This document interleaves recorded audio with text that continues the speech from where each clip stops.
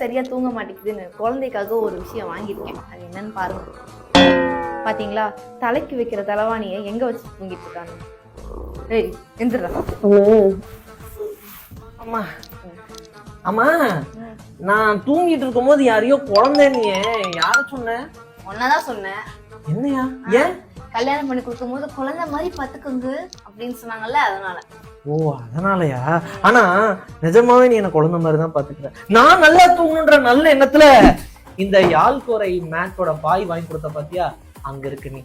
நீ நல்லா தூங்கணும்லாம் வாங்கல, நான் நல்லா தூங்கணும்னு வாங்கியிருக்கேன். இல்ல புரியல. ஆமா, கொரட்டை சவுண்ட் மோட்டர் ஆன் பண்ண மாதிரி வருது, அப்புறம் எப்படி தூங்குறது? பரவாயில்ல, ஆனாலும் இந்த யாழ்கோரை மேட்ல நல்லா தான் தூக்கம் வருது. ஓன் மேனுஃபேக்சரிங்கா இருந்தாலும் 2 நாள்ல குயிக்கா டெலிவரி பண்ணாங்க பாரு.